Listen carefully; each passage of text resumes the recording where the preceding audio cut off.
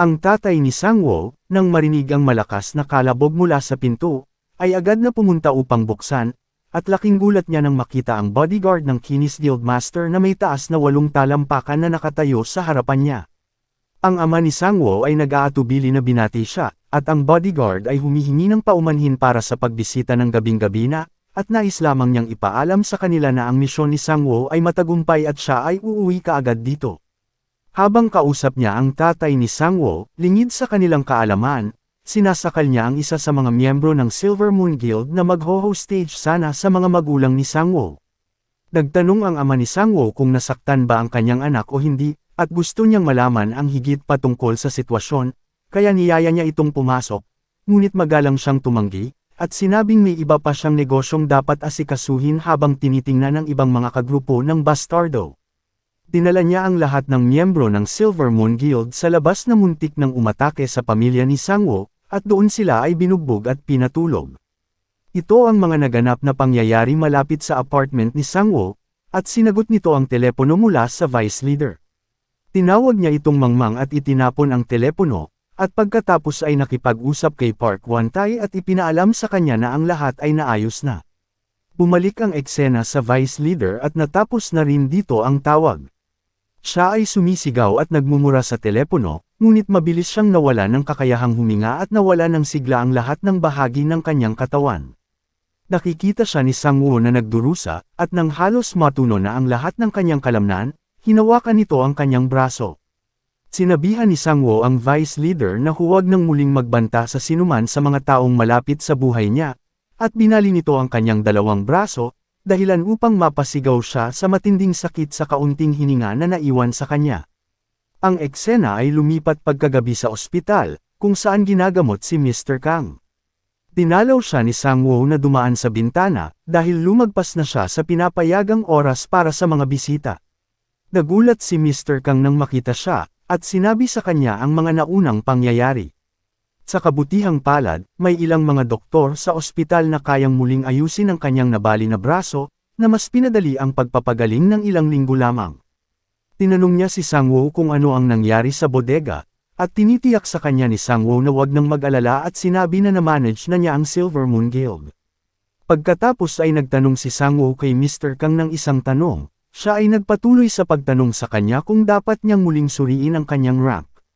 Ipinaliwanag niya wala siyang pakialam tungkol sa pagkakaroon ng kapangyarihan o awtoridad na kasama ang pagkakaroon ng rank bilang isang hunter, at tanging gusto lamang niya ay madagdagan ang kanyang mga estatistika upang kumita ng maraming pera, ngunit sa pagdaan sa insidente sa Silver Moon Guild, napagtanto niya na kailangan niyang pataasin ang kanyang ranggo para hindi na siya muling maliitin ng iba.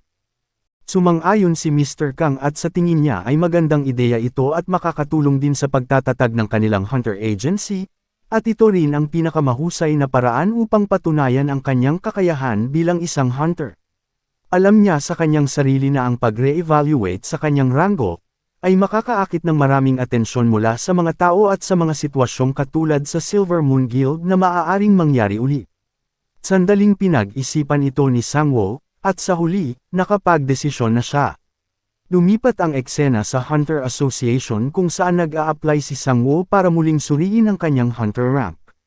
Ang receptionist ay nagtanong kay Sangwoo ng maraming tanong, kabilang ang pagkumpirma ng kanyang pangalan at ang kanyang nagising na kakayahan. Pagkatapos ay tinanong si Sangwoo kung bakit siya nag-iisa, dahil kadalasan ang mga hunter na kukuha ng re-evaluation test, ay magkakagrupo. Dito makikita natin ang isang flashback ni Mr. Kang sa ospital, kung saan ipinaliwanag niya na ang mga hunter ay makakapatay lamang ng halimaw na naaayon sa kanilang rank at sila ay nasa isang grupo. Halimbawa, kung may gustong makipaglaban sa isang C-class na halimaw, isang grupo ng mga hunter na C-class ang sasali para makipaglaban dito. Ipinapahayag ni Mr. Kang na kadalasang malakas ang mga halimaw kaysa sa isang hunter na ka-same rank nila, kung one-on-one fight ang pag-uusapan. Pero sa kaso ni Sangwoo, hindi nakakabahala sa kanya iyon dahil sa kanyang kakayahan sa pag-clone. Natapos ang flashback, at sinabi ni Sangwoo na magiging maayos lang sa kanya ang pagkuha ng re-evaluation test ng mag-isa, na nag-udyok sa receptionist na bumantong hininga at hindi makapaniwala. Ipinaalam ng receptionist kay Sangwoo na kailangan niyang pumatay ng halimaw na mas mataas ang ranggo kaysa sa kanya sa kasalukuyan, at bukod pa rito, kakailanganin niyang mangolekta ng ebidensya na natalo niya ito.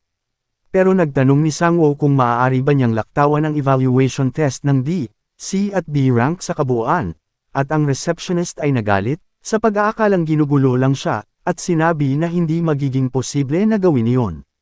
Ipinagkibit-balikat ito ni Sang-woo at nagtanong kung anong halimaw ang dapat niyang patayin para mag-rank up, at ipinaliwanag ng receptionist na kailangan niyang talunin ang D-rank monster na Fishman.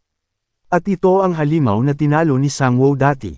Ang receptionist ay sapat na sa pagiging arogante ni Sang-woo, at iniisip niya na hindi magagawa ni Sang-woo ang anumang bagay sa kanyang walang kwentang kakayahan sa pag-clone. Sinusubukan ng receptionist na ipaliwanag ang mga mapanganib na katangian at paraan sa pagtalo sa Fishman, kung saan wala siyang kamalay-malay na hindi na siya pinapansin ni Sang-woo, na lalong nagpagalit ulit sa kanya. Nagpasalamat na lamang si Sang-woo sa kanya at umalis habang pinapanood siya ng receptionist. At iniisip sa kanyang isipan na siguradong babalik siyang umiiyak pagkatapos makita kung gaano kahirap talunin ang Fishman. Pero si Sang-woo ay nagpatuloy lamang at umupo sa isa sa mga nakalagay na sofa ng Hunter Association. Galit na nakatingin ang receptionist habang sinusuri ni Sang-woo ang kanyang telepono ng 2 oras habang nagko-coffee break. Sa huli ay tumayo na si Sang-woo at naglakad papunta sa front desk na ikanalito ng receptionist. Tinanong niya si Sang-woo kung gusto niyang kanselahin ang re-evaluation test, pero bago niya matapos ang kanyang mga salita, sinabi ni Sang-woo na nakahuli na siya. Ipinaliwanag ni Sang-woo na tinalo niya ang Fishman at mayroon siyang ebidensya upang masuportahan ito, na nagpagulat sa receptionist sa hindi makapaniwala. Ang susunod na panel ay nagpapakita sa isa sa mga clone ni Sang-woo na pumatay ng isang Fishman ng mabilis. Bumalik ang eksena sa pagtatanong ng receptionist kay Sang-woo, na hindi naniniwala sa kanya, at nakitang hindi siya lumabas ng gusali kanina. Iniling sa kanya ni Sang-woo na suriin muna ang mga record at sigurado siyang nagpadala ng mensahe ng kumpirmasyon ang team mula sa hunting grounds. Ang receptionist ay nag-aatubili at sinuri ang mga record, at sa kanyang pagkabigla, nakita niya na hindi lang siya nagtagumpay sa paghuli sa Fishman, kundi matagumpay na nakahuli ng 5 nito sa kanila. Nataranta ang receptionist kaya tumawag siya sa guard station ng hunting grounds para kumpirmahin kung totoo talaga ito.